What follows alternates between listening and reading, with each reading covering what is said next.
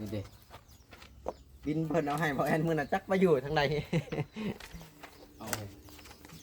เอาไว้นี่แล้วนี่ เอาไว้เดี๋ยวเป็นคุ้มเป็นคุ้ม เรืออากาศไปคุมเลยบ่ คุ้มเป็นคุ้มเลย เพิ่นว่าอากาศไปคุมก็ได้เพิ่นว่านะ บัดลงมาบัดเพิ่นบ้านยังย่อขึ้นโลด นี่เด้ สำหรับบ้าน เนาะก็ได้มันจะทันนะวันใจบ่อากาศไว้เพียงก็ได้ค่ะมันจังสะดวกนะนับเงินให้เพิ่นก่อนบาดนี้7 8 9 10 11ล้านกับ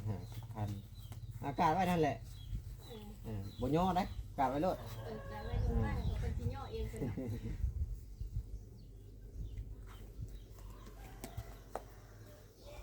ถ้าเพิ่นก็ลายมืออยู่เพื่อเซาแห้งนะ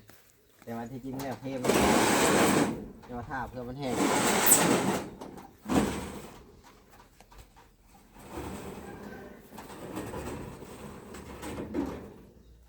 เอาละ350,000สบายดีสวัสดีพ่อแม่พี่น้อง FC เบิดสู่คู่สู่คนว่าจะเป็นฝั่งไทยฝั่งลาวหรือว่าสิเป็นทางต่างประเทศก็ยินดีต้อนรับเข้าสู่ช่อง YouTube เบาเอ็นสตูดิโอหรือว่า Facebook Fanpage เบาเอ็นอีกแล้วเอาพี่น้องซึ่งเปิดภาพมาตอนนี้ก็มาอยู่บ้านของน้องปาจีนเพิ่นเด้อพี่น้องเอ้ยก็2 วันแล้วที่เบาเอ็นบ่ได้เดินทางเข้ามาหาทางน้องเพิ่นเนาะก็มื้อแรกๆก็เดินทางไปบ้านของสร้างเซเพิ่นเนาะซึ่งเมื่อวานนี้ก็ได้เดินทางเมื่อบ้านของตัวเองเนาะเมื่อเยี่ยมยามทำข่าวทั้งแม่เพิ่นนี่แหละหรือว่าเมื่อกินข้าวกินน้ำพอดีว่าทั้งน้องเดินทางมาแต่ประเทศไทยและที่นี่ก็จะกลับไปสู่งานต่ออะไรเนาะก็ย้อนความยากจนนี่แหละพี่น้องเอ้ยจึงไปเหตุการณ์เหตุงานแต่ว่าเรื่องเหตุหาเหตุหน้ากะเบาเอ็นทำหน้าที่เมื่อนะพี่น้องเนาะเหตุหาเหตุหน้าให้พ่อกินกันนี่แหละหลังจากที่เดินทางมาบ้านน้องปาจีนมื้อนี้ก็พอดีว่าเบาเอ็นสั่งเสาเนาะก็คือสั่งเสาน่ะสั่งไปหลายมื้อเลยเนาะเพื่อเพิ่นเฮ็ดให้มันแห้งและที่นี่เพิ่นนัดว่าวันค้านเพิ่นจะมาส่งเนาะก็พอดีว่าเบาเอ็นก็ไปสั่งเพิ่นให้เพิ่นเข้ามาส่งเลยก็หลังจากที่เข้ามาก็ได้เห็นน้องปาจีนว่าถ้าว่าที่สาพานี่ปูนมันยังขาดอยู่ประมาณ3 ซอบทั้งน้องเพิ่นว่าเนาะบ่รวมเทพื้นเลยพี่น้องบ่รวมเทพื้นเลยก็บ่รวมเทอันซานทั้งหน้าเนาะก็สิ่งที่ยังขาดตอนนี้ก็ปูนเทพื้นนี่ก็ประมาณสัก15 ซอบเนาะพี่น้องเนาะ15 ซอบน่าสิพออยู่ถ้าว่าเทพื้นนี่แล้วก็อันโบกพานี่ประมาณสัก3 ซอบทางน้องปาจีนว่าเนาะและที่นี่เงินทั้งหมดทั้งมวลที่แม่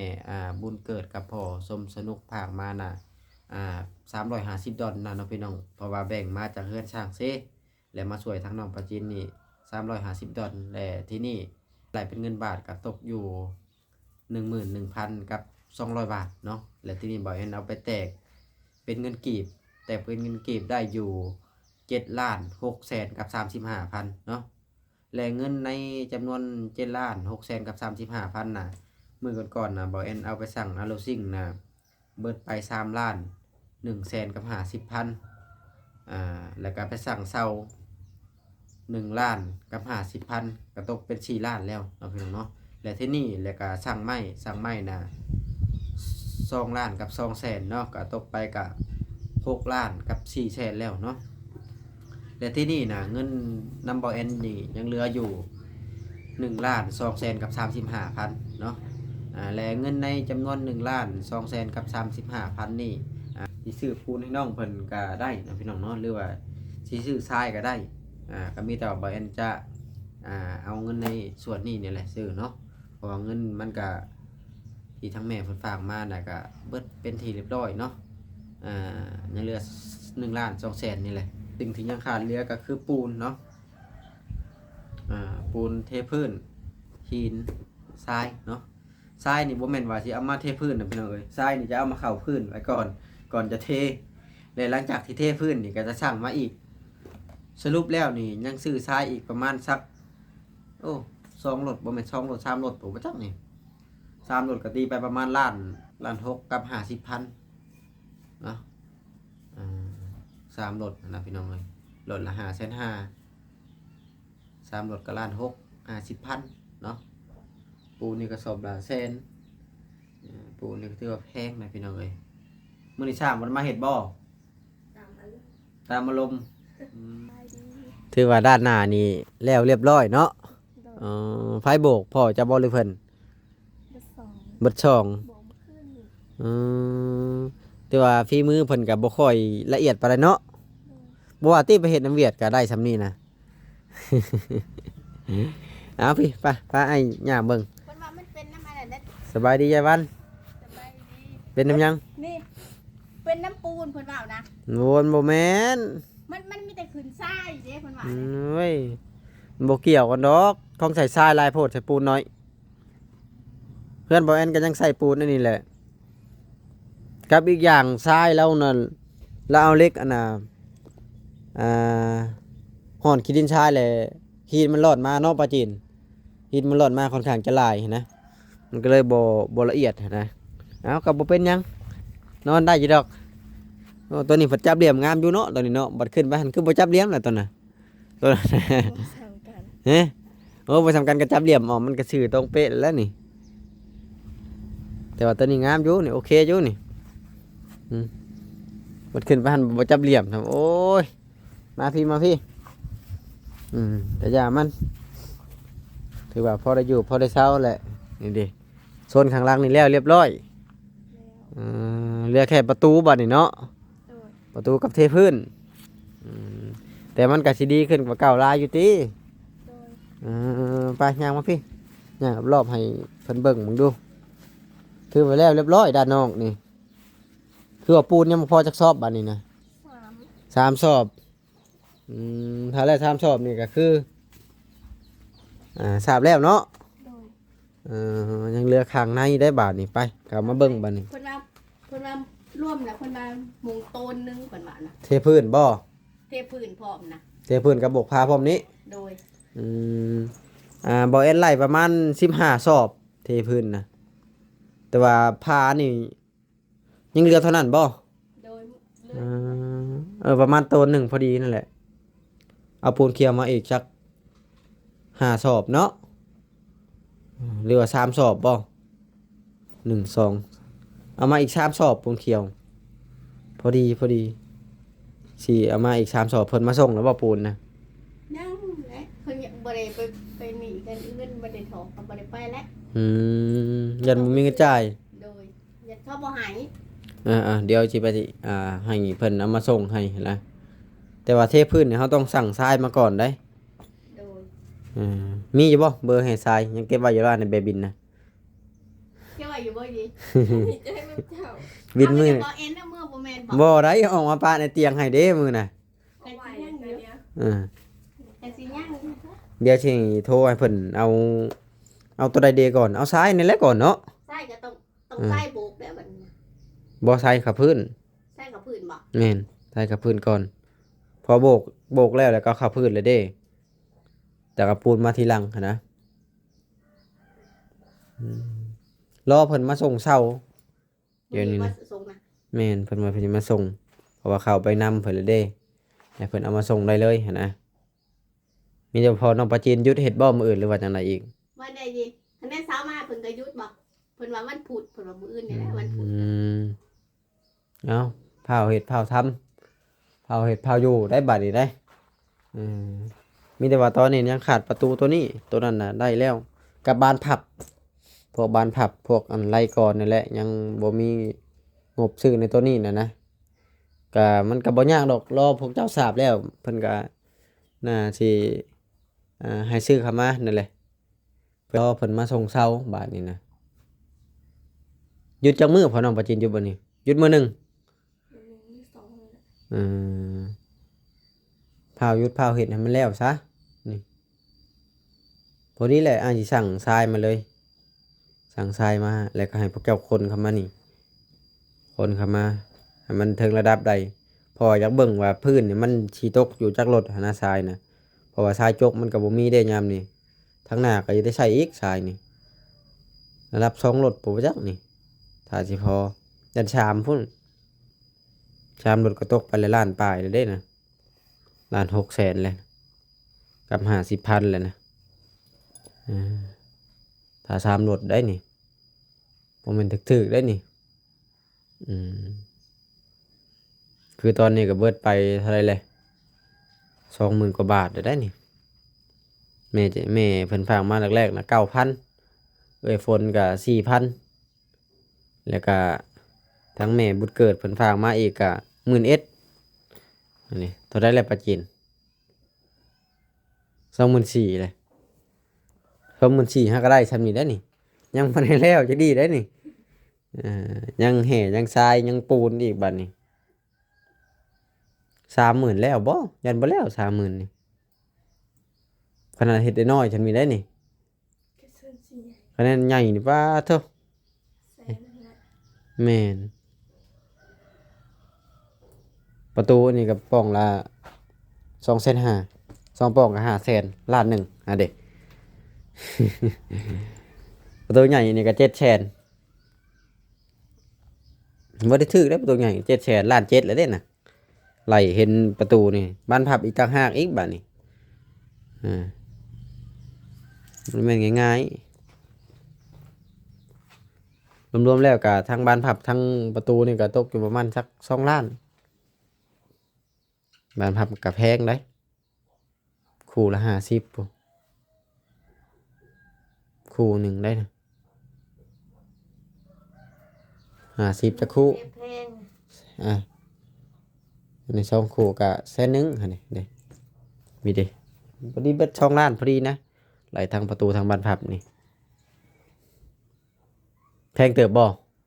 หาใช้ได้บ่เงิน2 ล้านบ่ได้แล้วเนาะเพื่อจะได้เงินแถวนี้มันก็บ่แม่นของง่ายๆเพื่อจะได้ซื้อประตูอันหนึ่งนี่ยังยากนะนี่ ซื้อบานประตูอันหนึ่งนี่1,000 กว่าบาทเด้700,000มัน750,000พอได้ไอ้ทามมึงนะบ่อ้ายไปสั่งปูนมานี่1,000 กว่าบาท750,000นะแต่ว่าตัวนี้น่ะ450,000ตัวนี้ตัวน้อยเด้ตัวนี้250,000ไอ้ทามมึงเบิดราคามันนะแต่ว่าเฮายังบ่ทันมีงบตอนนี้นะก็ฟังเบิ่งทางผู้หลักผู้ใหญ่เพิ่นสิว่าจังได๋นี่แหละเฮาก็เพิ่นก็อยากฮู้ว่างานเฮาใช้นะเพราะว่าเฮ็ดมานี่ห้อยหลายมื้อเตือนแล้วนี่เนาะมัน10 กว่ามื้อแล้วติ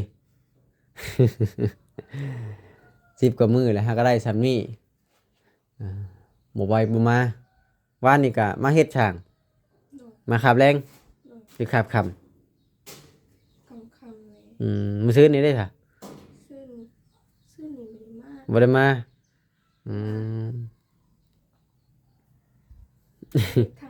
เฮ็ดทางนั้นเนาะแล้วนี่ครับแรง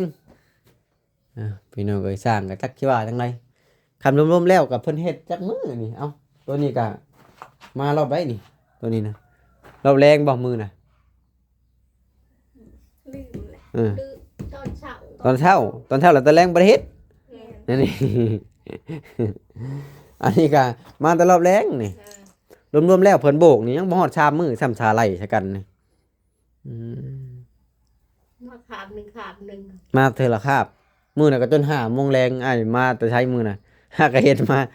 สิโบก แล้วแต่อารมณ์สร้างกันเนาะโอ้ยตายเลยนี่แหละอ้ายจึงอยากให้พ่อเจ้าพาเฮ็ดพาทำนะพาอยู่และก็สิดีขึ้นอยู่ถ้าว่าเฮาได้ทำนี้ก็ได้คือนานมาส่งใช่ป่ะตอนจะมาเนี่ยหากเอาขึ้นรถมันหรือว่ายังไปบอกเพิ่นเอาเข้ามาส่งรถว่านะนี่แหละให้เพิ่นมาส่งเสาเลยให้พ่อน้องประจีนตั้งเลยมื้อแรงนี่เพิ่นมามื้อแรกให้เพิ่นตั้งรถเพื่อยามเช้าให้มันสมั่งเด้สิตั้งเลยบ่นี่เด้ตั้งแล้วก็ตีลงมาเลยนั่นแหละเพราะว่าไม้มันก็มีเลยเด้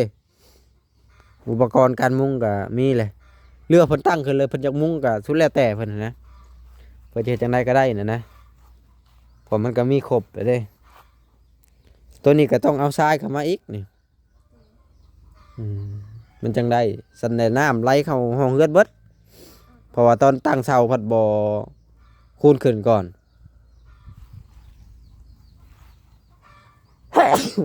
ถ้าบ่คูณขึ้นมันก็บ่ต่ำขนาดนี้อันนี้เพิ่นบ่ได้คูณมื้อน่ะก็บอกให้ตั้งเทคานขึ้นแล้วเพราะว่ามันต่ำทางนี้แหละว่าเสามันต่ำหั่นนะซื้อเสาห้องน้ำมาเฮ็ดแม่นบ่เสาห้องน้ำอันนี้แม่นหั่นแหละเนาะ เฮ็ดแล้วอะจ้ะ เสาห้องน้ำได้นี่นะเสาละ3,500,000มันบ่แม่นเสาเฮือนได้นี่เสาห้องน้ำเสากำแพงเพิ่นอันนี้นะ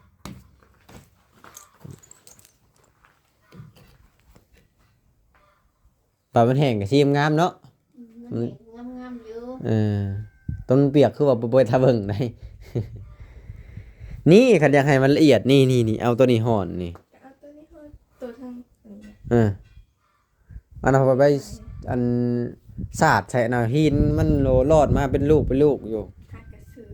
โอ้ยพญาแม่นละ 10,000 เอ็ด 11หนึ่งโอ้ยแม่นละ11,000 เอ้ยแม่นละ11,000อ้ายบ่เคยเห็นได้สาดตะหนังหินรอดมาเต็มอยู่เป็นตะหนังมันก็ใช้แบบที่ตะหนังก็ได้นี่ตะหนังลมพี่หินไหลมาเป็นกองก็มีแต่ว่ารอท่าเพิ่นมาส่งเช้าบ่ว่าติบ่มาส่งจอยหรือว่ากำลังเอาขึ้นบ่บอกว่าเอามาส่งเลยนะอยู่รอเบิ่งเพิ่นก่อนนี่แหละปูนยังเหลือ2 สอบนี่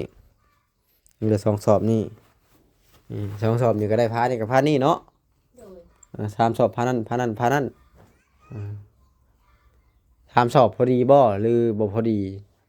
มีแต่ว่าเอา4 สอบซะยันบ่พอมันเหลือไว้ก็เฮาก็เอาไว้เทพื้น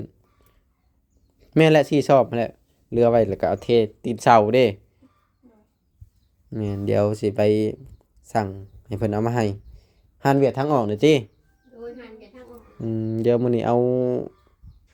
อันนั้นก่อนเอาปูนก่อนแล้วก็สิโทรสั่งทรายเพิ่นทรายเจ้าว่าเพิ่นไปเวียกแล้วบ่จักไปเอาเบอร์เพิ่นมามึงดูเบอร์ทรายมื้อนั้นน่ะ เอาในขณะที่รอถ่าตอนนี้เพิ่นก็มาแล้วพี่น้องเอ้ยมาแล้วก็มาฮอดเป็นที่เรียบร้อยเนาะเพิ่นมาฮอดต้องนำเงินให้เพิ่นไว้ ออกมาต้องจ่ายเงิน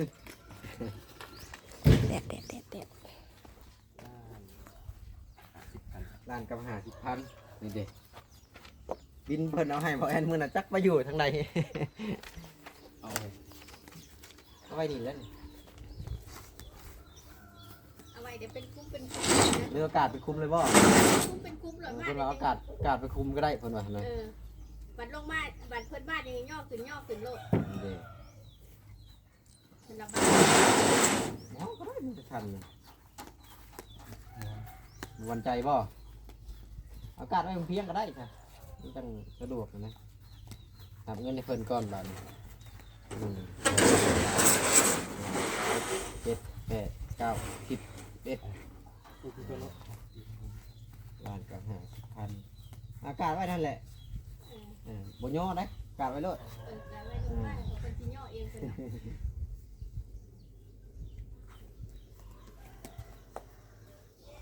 ถ้าเพิ่นก็ลายมืออยู่เพื่อเช่าแห้งนะ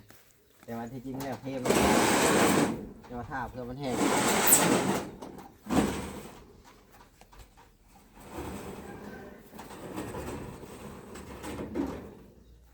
เอาละ350,000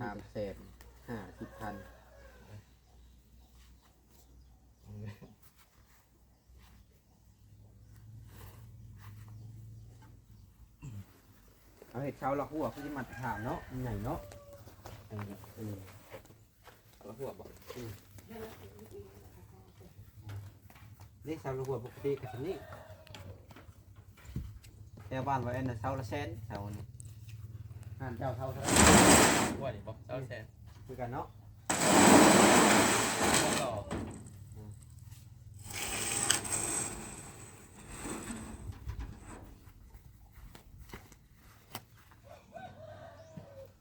ปูนชอบได้อาหารเดี๋ยวนะ เคี้ยว85 แดงนี่ แดง90 เดี๋ยวสิเอาน้ำเพิ่นนี่แหละจ้ะเดี๋ยวเพิ่นฝากเงินมาก่อนแต่สิเอาน้ำเพิ่นเพราะว่าที่ข้างเนี่ยเขาถูกขับไก่หนึ่งบนไกลกว่า เอาเงิน ไม่เกือบทางเงินก่อนแทน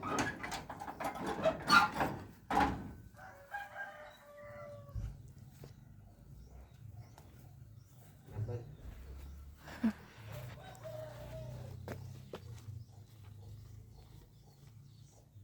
เอาเงินนอน บ่มี บริถือเงินทอน มีบ่ไปยิน เท่าไหร่ 50 เอา50มีบ่จะวัน ยังบ่มีเขาบ่หอดถอนหาซื้อตับไม่มีนะ อยู่50 บ่ได้มีถอนหาซื้อ แหวนก็มีแต่ใบแสนพี่น้องมีแต่ใบแสนนะเท่านี้นะ มีแต่ใบใหญ่บ่ เอาใบแสน 50บาทได้หลาย เอ้ขอบใจเดี๋ยวมื้อหน้าจะสั่งปูนน้ำเพิ่นอีกก่อนพี่น้องเลย15 สอบมาส่งอยู่ที่เนาะ 52เอาต้นหนึ่งเลยส่งฟรี ต้นนึงไปส่งฟรีจังได๋ปลาเจมบ่นี่18บ่ได้บ่ครับตัวหนึงส่งฟรีเนาะ แม่ได้ อ๋อเดี๋ยว ได้หน่อยกู เดี๋ยวที่เป็นจังได๋เดี๋ยวที่แลนออกไปหาใหม่เด้อพี่น้องเพิ่นว่าตัวหนึงส่งฟรีถ้าว่า10 สอบไล่ค่าส่งคือเก่าเพิ่นว่าประมาณนี้แหละพี่น้องก็ถือว่าเสาร์นี้ก็มาเหาะเรียบร้อยแต่ว่าขอน้องคนนี้ยกไปเลยตัวหนึงส่งฟรีที่นี่เงินเฮาผัดบ่ฮอดต้นบัดนี้เฮ็ดจังไดล่ะบัดนี้เรียกว่าเฮ็ดตัวนี้ก่อนบ่ เฮ็ดตัวนี้ก่อน ฮะ เฮ็ดตัวนี้ก่อน สาบตัวนั้นให้มันเบิดก่อนเนาะสาบตัวนั้นให้มันเบิดแหละพากันเฮ็ดตัวนี้ก่อนเด้อ โดย เพราะว่าเงินมันเรือบ่ได้หลายเด้เรือแต่เท่าไหร่เบิ่งว่าเงินที่เป็นเรือตัวนี้ไดวะบ่แซน GDP เบิ่งได้เลยอีเสียไว้แท้อันนี่ ใบใหญ่นะบ่ ไว้ใหญ่1 ล้าน50แล้วก็35,000 1 ล้านกับ100,000กับ85,000เงินที่ยังเหลือตอนนี้ประมาณนี้นะพี่น้องสำหรับคลิปนี้ก็บ่มีหยังหลายเด้อที่ว่าเพิ่นมาส่งเสาแล้วก็จะขอตัวจบคลิปก่อนไว้พอกันคลิปหน้าคลิปใหม่ EP หน้า EP ในพุ่นแหละเนาะเดี๋ยวบ่แล้วสิไปสั่งปูนถือว่าปูนคือว่าถือว่าบ่นี่วะเนาะ แม่น ปูนแดงคือว่า90ปกติเขาสอบละแสนนะ85รายค่าส่งสอบละแสนนะเดี๋ยวจังว่ากันใหม่เรื่องปูนเนาะเพราะว่าตอนนี้ยังบ่มีเงินซื้อปูนเด้อพี่น้องเอ้ยแล้วพอกันคลิปหน้าคลิปในไปก่อนพี่น้อง